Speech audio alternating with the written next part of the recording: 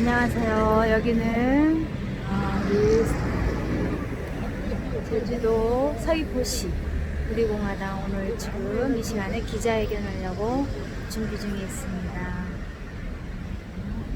윤대탕 고모님, 연재엽 고모님 네, 시작하겠습니다. 할 것입니다. 지금부터 우리공화당 기자회견을 함께 하시는 국민 여러분께 감사드립니다. 원전 폐기 문재인 정권 규탄 및 검찰의 철저한 수사 촉구 우리공화당 전국 기자회견을 시작하겠습니다. 국민의회가 있겠습니다. 모두 앞에 있는 국기를 향해 주시기 바랍니다.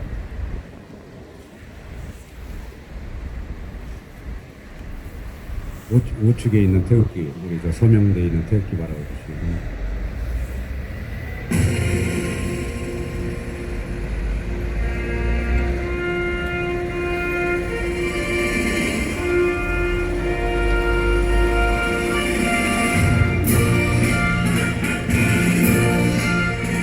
나는 자랑스러운 태극기 앞에 자유롭고 정의로운 대한민국의 무궁한 영광을 위하여 충성을 다할 것을 굳게 다짐합니다.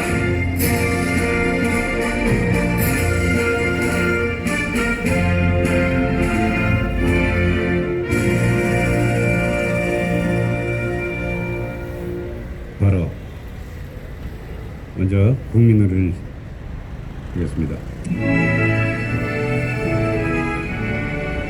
애국가 4절까지 하겠습니다.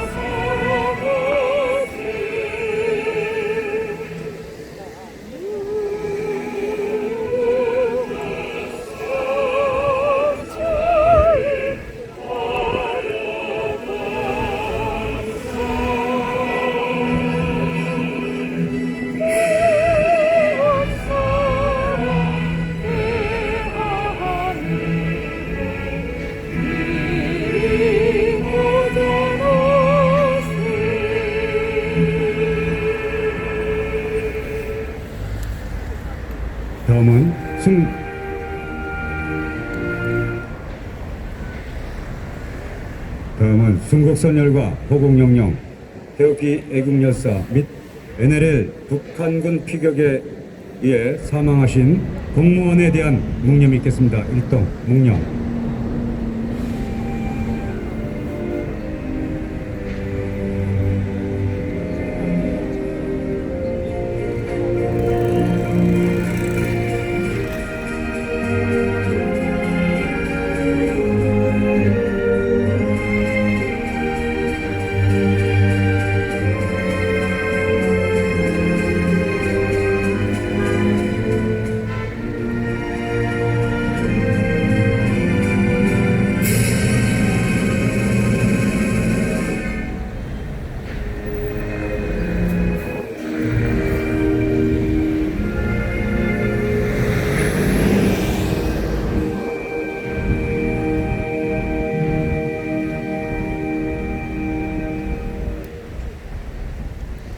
바로 이제 원전 폐기, 문재인 정권 규탄 및 검찰의 철저한 수사 촉구, 우리 공화당의 기자회견문을 낭독하겠습니다.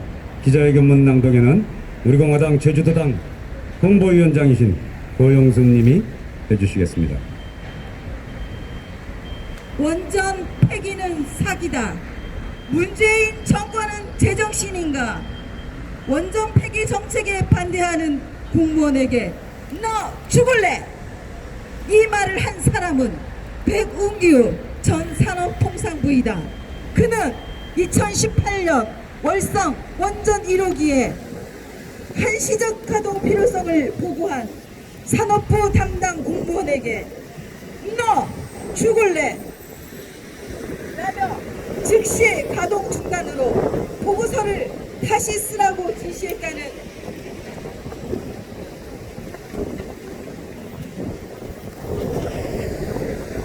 관련자 진술을 감사원이 확보했음이 10일 알려졌다. 이후 백운규 전 장관은 즉시 중단으로 수정안 보고서를 청와대에 올리라고 지시했다는 증언도 감사원 감사 과정에서 나왔다고 한다. 월성 원전 1호기는 2019년 작년 12월에 가동을 영구 정지했다.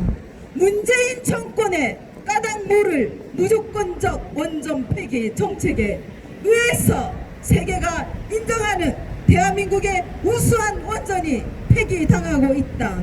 원전에 대해 위험성을 과장하며 원전 폐기 정책을 밀어붙이는 것은 문재인 정권의 완전한 사기다. 감사원은 지난달 검찰에 전달한 월성 원전 1호기와 관련된 수사 참고 자료에 문재인 정권이 월성 1호기 가동 중단을 밀어붙인 과정을 상세하게 서술했다. 감사원은 그 자료를 통해 백 전 장관과 한수원 사장 등 고위공직자 일부를 직권남용 등의 혐의가 있는 수사 대상으로 명시했다. 감사원은 2018년 월성 원전 1호기 조기 폐쇄 과정에 깊숙이 개입한 오명 안팎의 산업통상자원부 한국수력원자력 관계자 등의 이름을 적시해서 검찰에 송부했다. 또한 감사원은 이들이 월성 1호기 폐쇄 정책을 무리하게 밀어붙인 부당 업무 처리 정황을 지적했고, 이들의 범죄 개연성에 적용 가능한 법조항에는 형법의 직권남용, 업무 방해, 증거인멸 등을 명시했다고 한다. 이것은 산업부 한수원 차원의 범법 행위가 아니다. 바로 문재인 정권이 조직적으로 벌인 범죄인 것이다. 몸통은 청와대, 문재인의 청와대인 것이다. 감사원에 의해 드러난 직권남용, 업무 방해, 증거인멸에 형법상 범죄를 저지른 관련자들에 대한 검찰의 철저한 수사가 이루어져야 한다. 집권여당이란 더불어민주당은 원전 관련 검찰 수사에 대해 정치적인 수사라며 일제히 비난을 쏟아붓고 있다. 구림대가 있는 찔리는 자들의 전형적인 형태이다. 문재인 정권의 원전 폐기 정책은 대한민국을 망국으로 이끄는 사기 행각이다. 검찰의 철저한 수사를 통해 문재인 정권의 망국적 원전 폐기 사기에 대한 전모가 드러나고 관련 책임자들이 엄중하게 처벌될 수가 있기를 우리 공화당은 강력하게 촉구한다. 2020년 1월 12일 우리 공화당 대표 조원진, 천만인 무대석방본부 대표 홍평환, 우리 공화당 당원 및 천만인 무대석방본부 회원 1동 이상입니다. 네, 말씀 잘 들었습니다.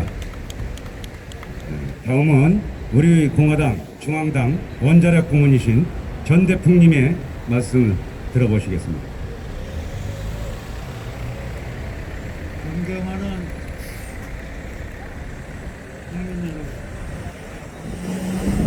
사랑하는 서귀포 시민 여러분, 오늘 다시 여러분 앞에서 우리나라 원자력 가락이 처한 애처로운 아달품을 포사하게 된 것을 참고 안타깝게 생각합니다. 저는 1966년 군 복무를 마친 후 당시 원자력 발전과에서 사회생활의 첫 발을 내딛는 다음 그 후 55년간 원자력원과 한국전력 그리고 원자력 관련 일반 기업에서 생활을 봉직해온 사람입니다. 제가 원자력을 시작할 때쯤 우리나라의 국민소득은 채 1인당 100불이 안 되었습니다. 지금 우리 국민소득이 세계 10위권에 올라서서 3만 불을 넘어서서 4만 불을 고지를 향해 가고 있습니다. 그 바탕에 이 원자력이 우리나라 산업발전에 귀한 그런 공로가 적지 않고 있습니다.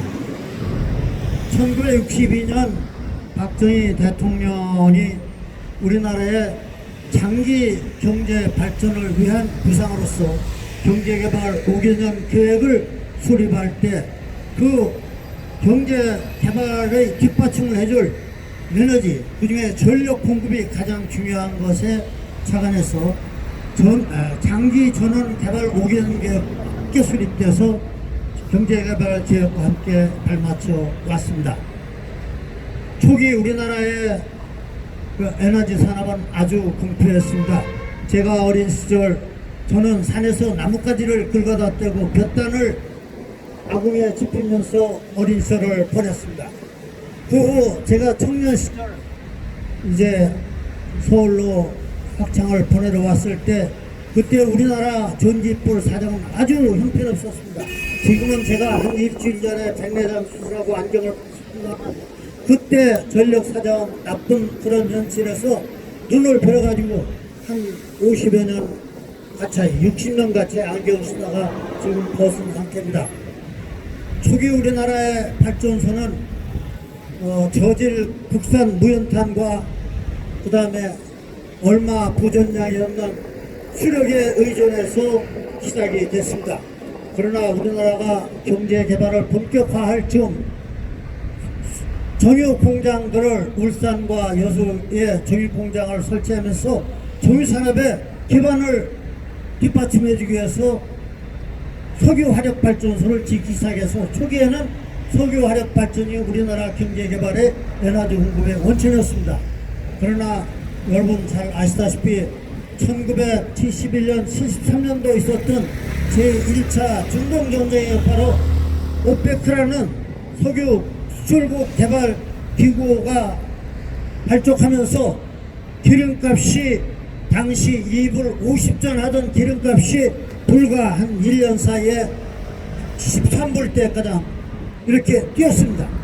감당할 수 없는 가격, 그러한 기름값의 폭등은 곧 물가 상승으로 이어졌고 이에 따른 여파를 고리원전 1호기도 겪지 않을 수 없었습니다.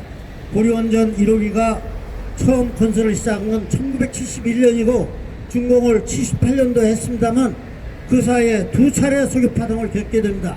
1차 석유파동을 지나서 1978년 다시 이란이 혁명정부가 들어서면서 제2차 수급파동이 일어나면서 당시 기름값이 12불, 배럴당 12불 돼서 40불이 넘게 되게 됩니다.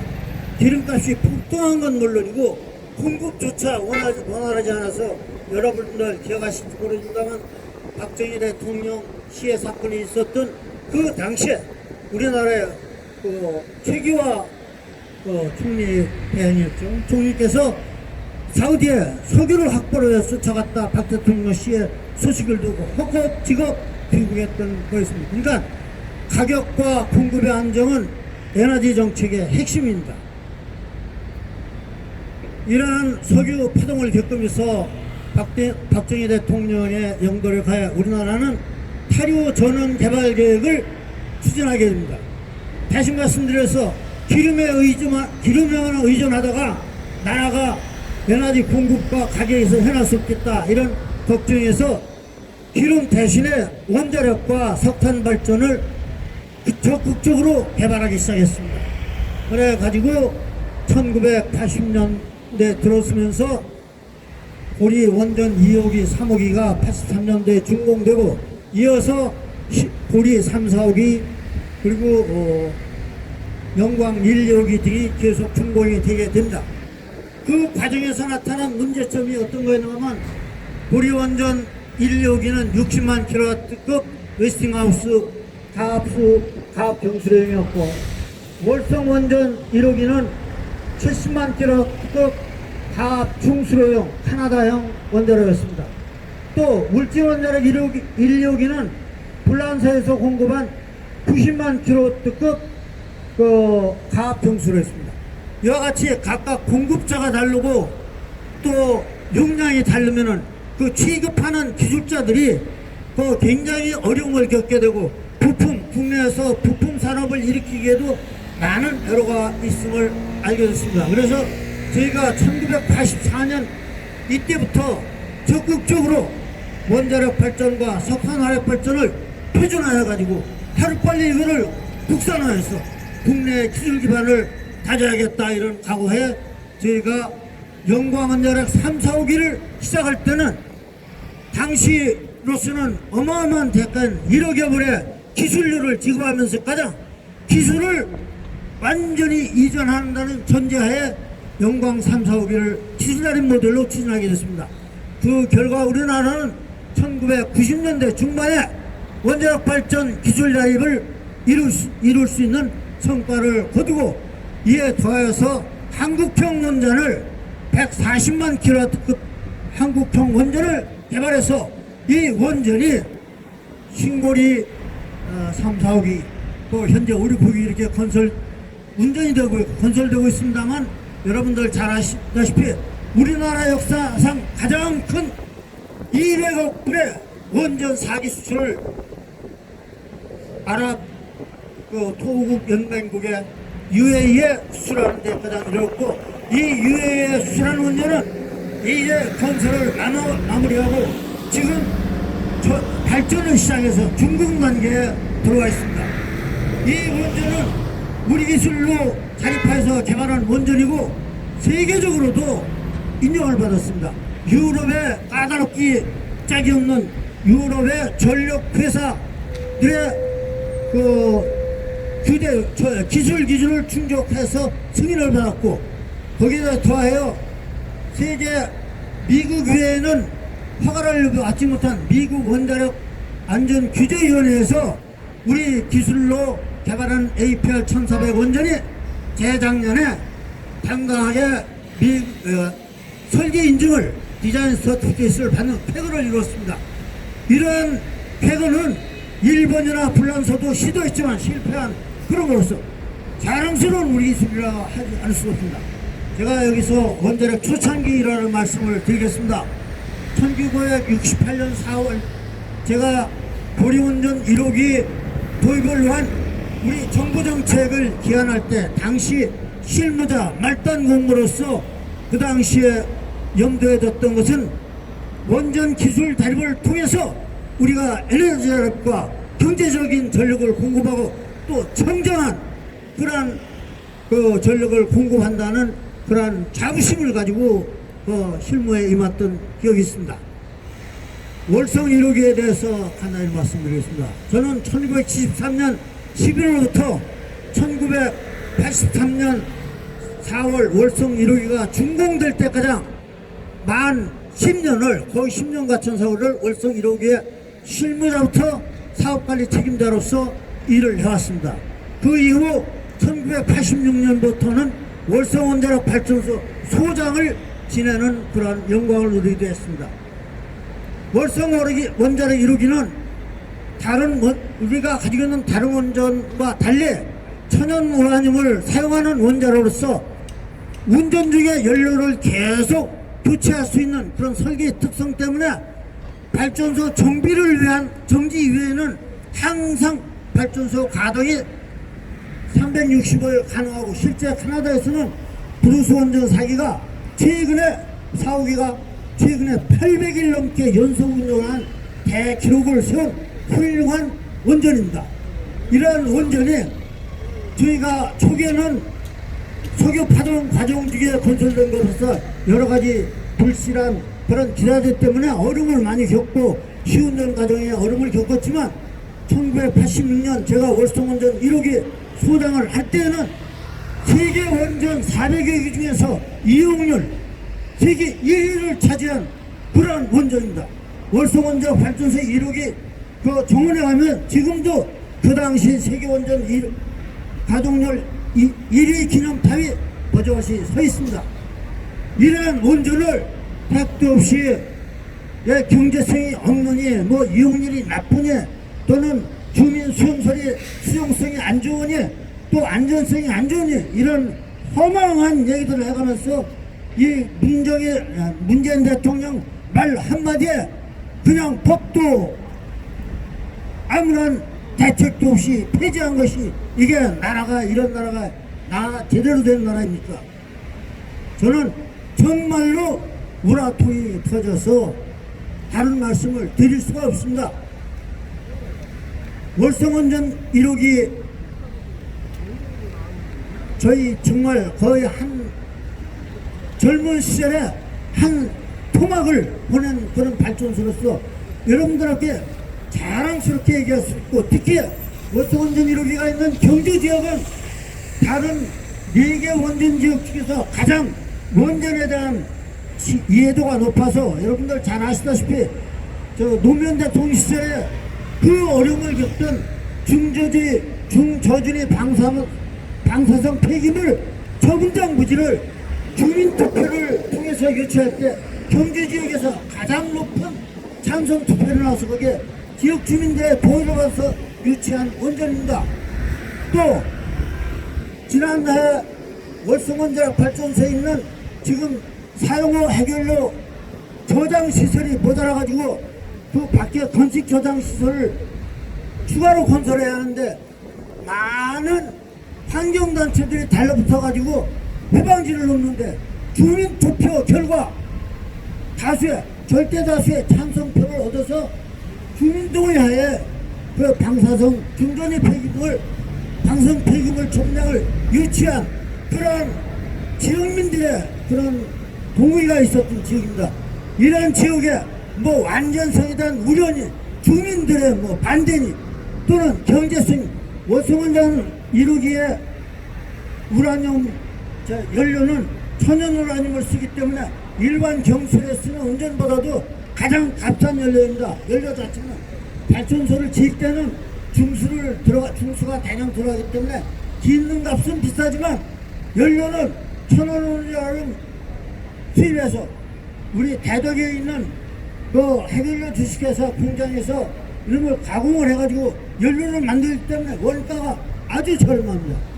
발전소가 잘 돌아가는 발전소 만들기 위해서 거의 7천여 원의 돈을 들여서 우리나라 정부의 합법적인 규제기관인 원자력 안전 규제위원회 승인을 받아가지고 10년 연장운전 승인을 받아서 운전하는 발전소를 그 연장운전 승인기간이 6년이 남은 시점에서 대통령 말 한마디로 제도적인 검토 없이 폐쇄한다는 이거는 어느 도단이고 있을 수 없는 일입니다. 국민 여러분, 사랑하는 서귀포 시민 여러분, 저는 오늘 여러분들한테 참 하고 싶은 말씀이 많습니다만 시간 관계상 제 울분을 토로하는 것을, 제 분한 마음을 여러분께 호소하는 것을 대신해서 말씀 마무리합니다. 감사합니다. 네, 말씀 잘 들었습니다. 원전 전문가의 말씀을 들었습니다. 다음은 우리 공화당 제21대 국회의원 출마자이시며 우리 공화당 상임 법률고문이신 문대탄님의 발언을 해주시겠습니다.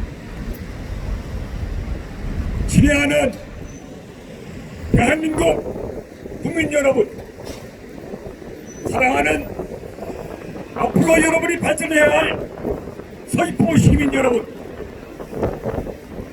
여러분은 방금 우리나라 원자력계의 원로이시며 최고 전문가이신 전재풍 선생님의 말씀을 들었습니다. 이 연설을 듣고 속이 뒤집어지지 않는다면 어떻게 그런 사람을 애국심이라고 하겠습니까? 나라를 망치고 법을 뭉개고 월성 1호기가 경제성이 없다고 거짓말을 하라고 지시하는 이런 썩은 정권을 몰아내자!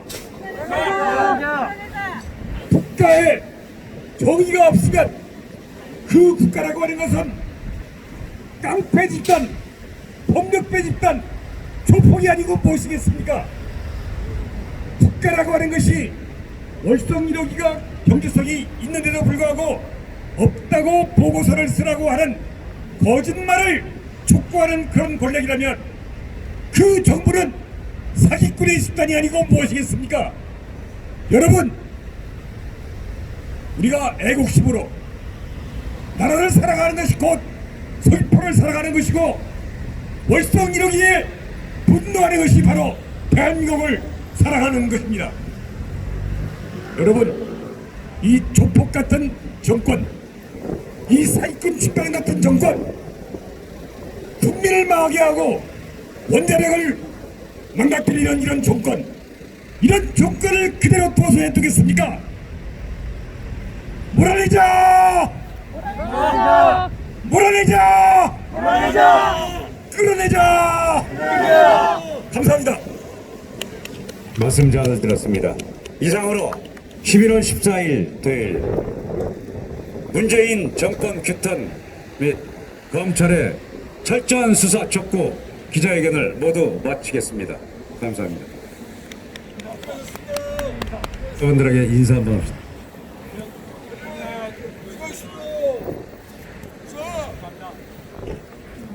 이상으로 제주도당 우리 공화당 기자회견을 했었습니다. 주변에 그 제주도에 기자님들이 오셔서 촬영도 해주시고 계십니다. 감사를 드립니다. 야, 최대장. 어디 전화도 별로 안 받고? 아주 병원에 갔습니다. 끝나면 어떻게 되나? 한잔 먹기 전에 소주가 이거. 어떤 병원에 가나? 우리 대학병원? 아니요. 한라병원? 어떻게? 치료 빨리. 별 어떤 전화 종합병원 완전 다 모든 과가 다